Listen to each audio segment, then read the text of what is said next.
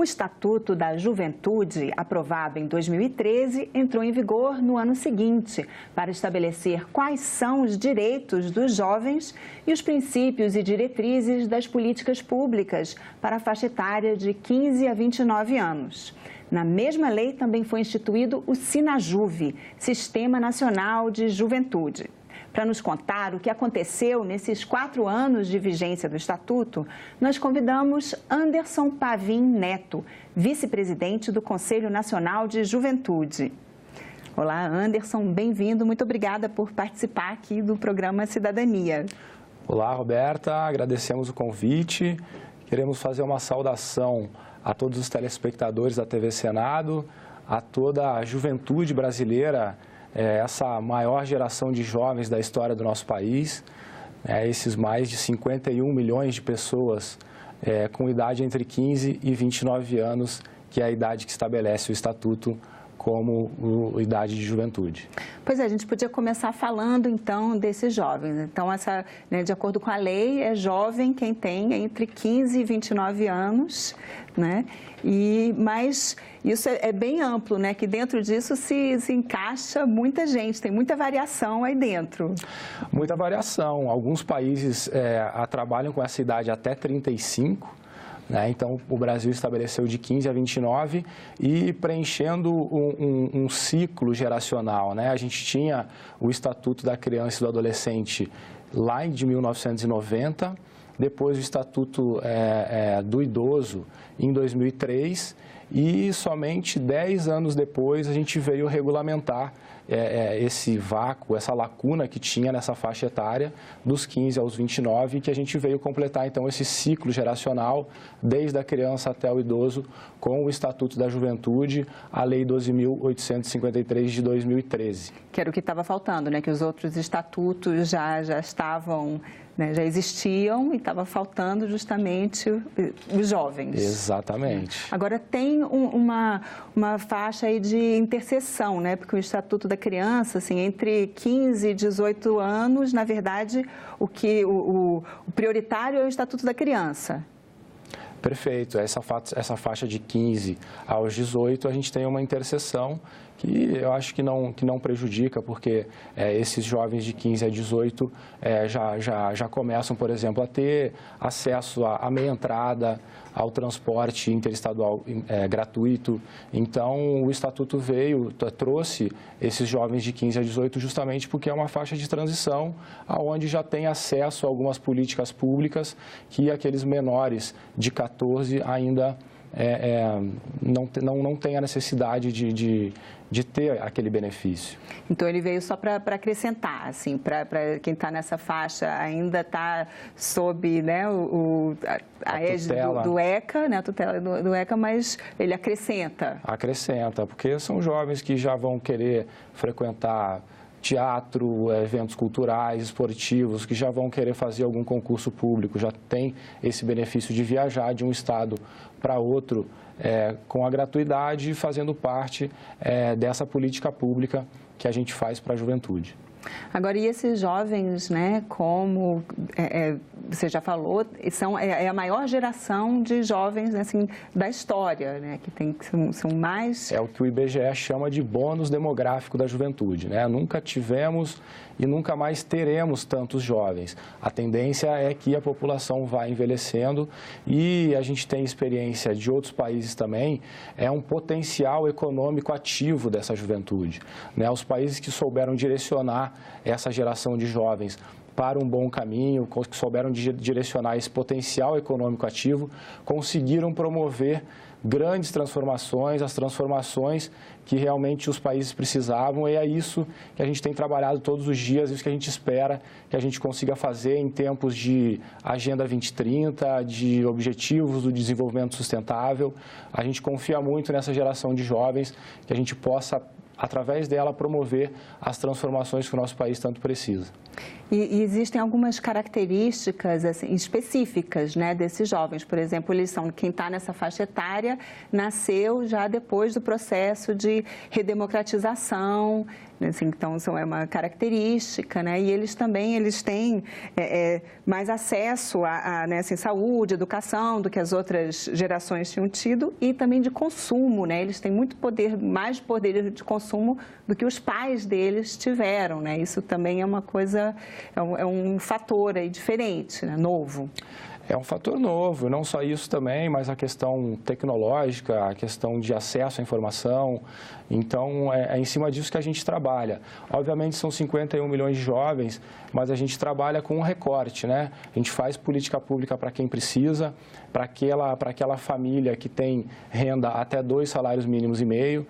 Então, a gente tem hoje no Brasil mais de 16 milhões de jovens nessa condição e é nesse sentido que a gente conseguiu aprovar o Estatuto, depois de muita luta, né, a Lei 12.852 de 2013.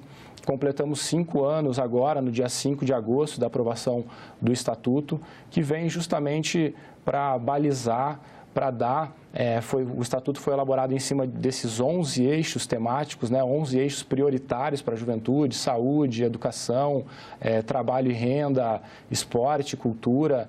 Então, o Estatuto veio justamente para direcionar essa geração que veio com mais participação, com mais democracia, com mais acesso à informação. Pois é, são justamente esses 11 direitos previstos, né, no Estatuto, que são direitos. Como é que funciona isso? Quem oferece esses direitos? Quem garante esses direitos aos jovens? Como é que funciona? Então, é uma luta, né? Porque no Brasil a gente tem uma fábrica de leis e muitas vezes elas só existem no papel, elas não funcionam na prática, né? E com o Estatuto não foi diferente. Depois de muita luta de conseguir aprovar o Estatuto... Que ele tramitou durante 9 anos aqui no Congresso. Tramitou durante 9 anos no Congresso, aprovamos em 2013, a gente começou a luta para que os direitos que estão previstos no Estatuto realmente funcionassem. E aí eu quero destacar aqui o direito à cultura, o direito a território e mobilidade, o desporto e lazer, através do programa Identidade Jovem. O ID Jovem, ele efetiva o direito previsto nos artigos 23 e 32 do Estatuto, que é o direito à meia entrada e o direito ao transporte interestadual gratuito. O jovem hoje com a sua ID, que é um aplicativo de telefone, né, que se cadastra lá através dentro daquela faixa etária que eu já comentei, renda familiar de até 2 salários mínimos e meio, com o número de identificação social, com o NIS, ele tem direito à meia entrada nos eventos culturais, esportivos, e também tem direito a 2 passagens gratuitas em viagens interestaduais de um estado para outro. Agora, isso é importante destacar, então, que esse é para os jovens que estão nessa faixa etária, mas que só ganham até 2 salários mínimos a família, né? Dentro desse recorte de 2 salários mínimos familiar, é o que a gente fala, a gente faz política pública, a gente tem que priorizar política pública para quem precisa, né? E aí, falando do Estatuto também, o que vai abarcar aí todos os eixos temáticos, a gente tem que falar sobre o Sistema Nacional de Juventude, né? Que está previsto lá no artigo 39 do Estatuto, que também era uma dívida que a gente tinha de 5 anos, desde 2013, que está previsto no Estatuto, que a gente tem que estabelecer um Sistema Nacional de Juventude, coisa que a gente conseguiu fazer esse ano. Eu classifico como um dos maiores legados para a nossa gestão atual do Conselho Nacional de Juventude. No dia 15 de março de 2018, decretamos o Sistema Nacional de Juventude. Então, um legado que a gente deixa para a juventude brasileira, dentro dessa nossa ideia de estabelecer uma política de Estado que não fique refém de governos transitórios. Então, hoje o Brasil tem um dos primeiros países do mundo a decretar, a regulamentar um Sistema Nacional de Juventude, que é essa soma de esforços entre União, Estados e municípios na implementação da política pública de juventude. Então, que a proposta, então, é que o sistema, ele facilite esse diálogo entre os diferentes entidades aí que lidam com a juventude. Perfeitamente. Para aderir ao sistema, os municípios têm que ter, pelo menos apresentar uma elaboração dos seus planos estaduais ou municipais, tem que ter conselho estadual ou municipal de juventude constituído, tem que ter previsão orçamentária para executar esse plano e também tem que ter órgão de juventude. As prefeituras, os governos dos estados têm que ter algum departamento, alguma secretaria que trate, que cuide especificamente da pauta de juventude. Então, é essa soma de esforços que a gente traz dentro do texto do decreto do Sistema Nacional de Juventude, para que a gente possa levar essa prioridade, né, da juventude até a ponta, até os estados, até os municípios.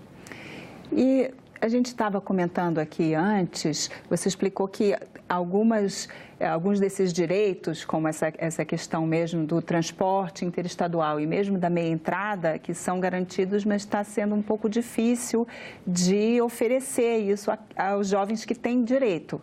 Uma luta, porque as próprias casas de show, os eventos, em alguns casos, eles oferecem a meia entrada para o público em geral. É o ingresso solidário, você leva 1 quilo de alimento e paga a meia. Então, o estudante com a carteirinha de estudante, o beneficiário do ID Jovem, apresenta a sua ID, paga o mesmo valor que qualquer um de nós, mediante a entrega de 1 quilo de alimento, paga o mesmo valor. Então, ninguém acaba pagando aquele valor que é apresentado como inteira.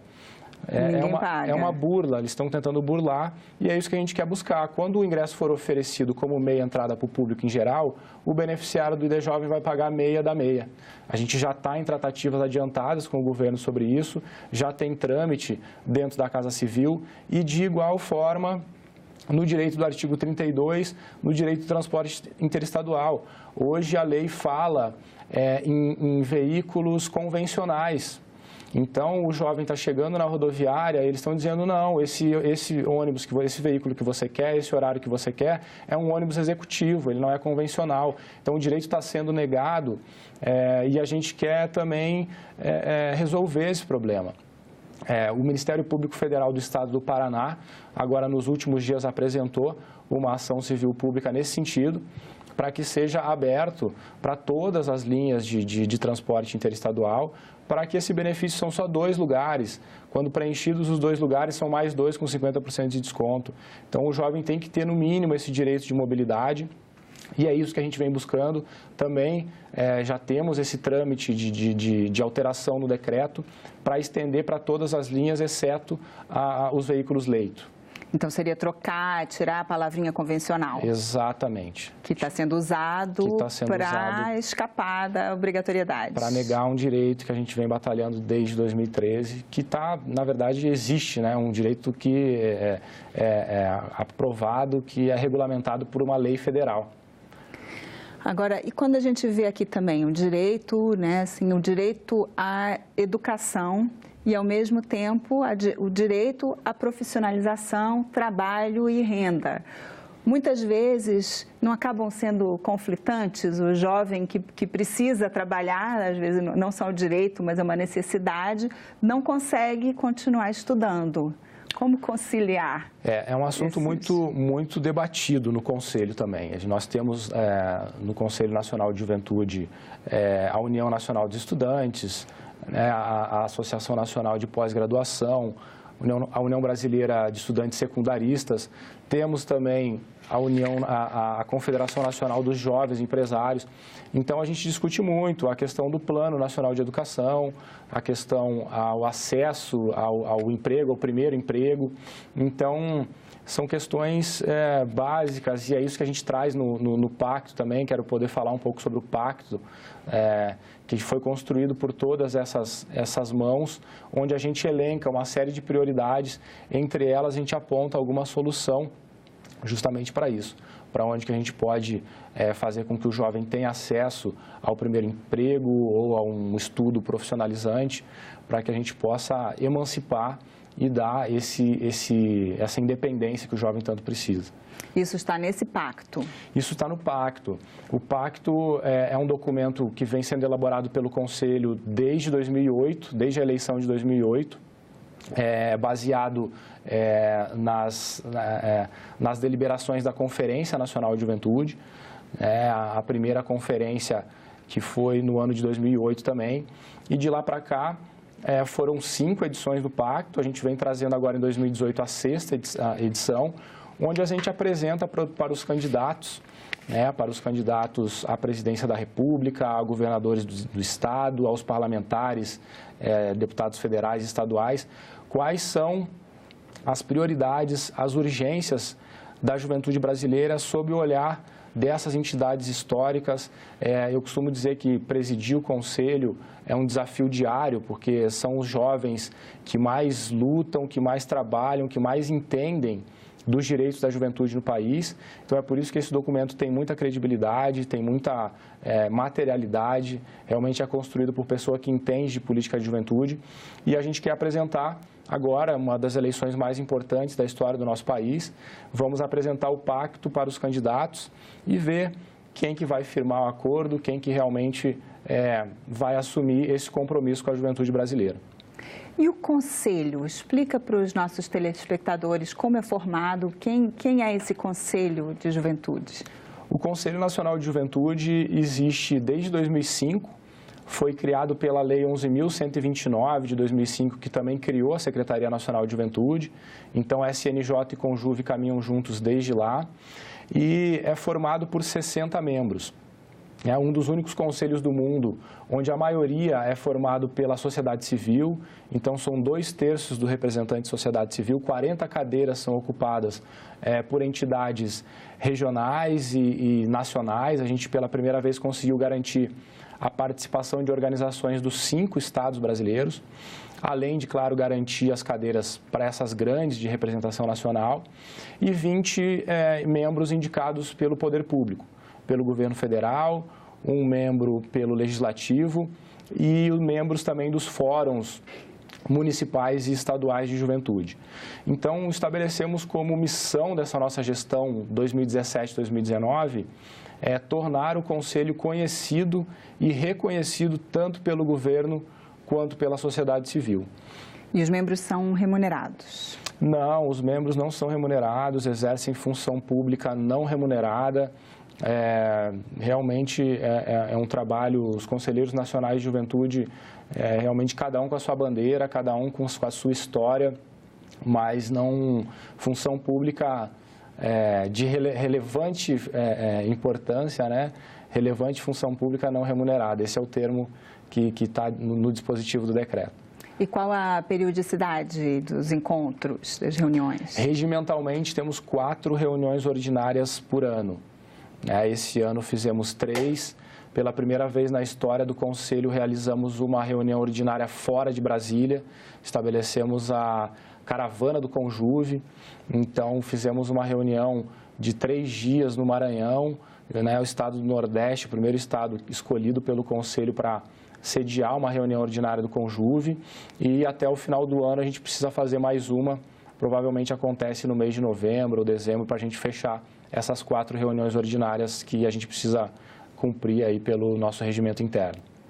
E se o jovem sente que seus direitos não estão sendo garantidos, ele deve procurar o Conselho? O que o jovem deve fazer? Sem dúvida, o Conselho está à disposição. É só entrar em contato com a gente. Como fazer isso? Nosso e-mail é conjuve@presidencia.gov.br. Pode ser pelo e-mail, pode ser pelas redes sociais do Conjuve também. Mas no momento do direito também, a gente sempre indica para quem tem o direito negado na rodoviária enfim, quando estiver querendo ter acesso a algum evento cultural, também tem os órgãos que atendem, também Ministério Público, defensorias públicas, mas o Conselho Nacional de Juventude está aí atento e recebendo, procurando atender a todos também, todas as reivindicações. E a gente sabe que os jovens, os direitos são iguais para todos, mas às vezes tem certos grupos que têm menos direitos, né? Assim, por exemplo, dizem que as pesquisas mostram que a juventude negra, por exemplo, é quem mais morre. Isso também precisa ser levado em conta.